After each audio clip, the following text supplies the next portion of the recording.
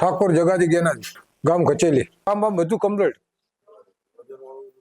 વજન વાળું 10 લીટર 15 લીટરની બે ડોલી ઉપાડતો. ખૂબ એટલે સાહેબ શું છે, ખાલી સડી જાય એટલે પગ આપણે જૂઠા લખવું હોય એવું. મારે સાહેબ જે કમરમાં તકલીફ હતી ને, એટલે હું થોડો હેડું ને 1/2 કિલોમીટર, એટલે પહેલી આ પગે ખાલી સરતી, બરાબર. અને પછી જો ના બેસી ગયું ને તો આ પગે ખાલી સડે એટલે હેડી જાતે પડતો હતો, બે પગ જૂઠા થઈ ગયું. આ ડોક્ટર અમુક કરે પેલું કરે, ઓપરેશનમાં એ બીવાતા હતા બહુ. સાહેબ એવી ગેરંટી કશું તકલીફ થાય નહીં તમને.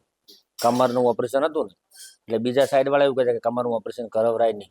પેલું ડાવા પગે થતું, ડાવા પગે થાય ને એટલે પગ ઓછો પડવા મળે. પછી અસ્તુમાનું ઝાટકે હારી જમણા પગમાં આવી જાય. જમણા પગમાં આવે ને એટલે આપણે હેડ જતા પડી જાવ. ફર્યા હતા પેલા રાધનપુર ગયા હતા કે ભાઈ પેલો આયુર્વેદિક દેશી જોણકાર આવે ને એ કોઈ ફેર ના પડ્યો. પછી દીવદર ફાણી ગોમ છે અહીંયા ગયા હતા, અહીંયા કોઈ ફેર ના પડ્યો. પછી ઓપરેશન ખૂબ કર્યા, 3 તો અમારા ગામમાં જ કરેલા છે સાહેબ, કોઈ પ્રોબ્લેમ નહીં. પ્રભુએ કીધું કે તમને કમ્પ્લીટ થઈ જાય, બરાબર. રિપોર્ટ કરાયો હતો આપણે, જે MRI કરાવી હતું. એટલે ચોથા પોસ્ટમાં જે મણકો ખરો ને એમાં નસ દબા દીધી, નસ દબા દીધી. સાહેબે કીધું કે ઓપરેશન કરવું પડશે, બરાબર.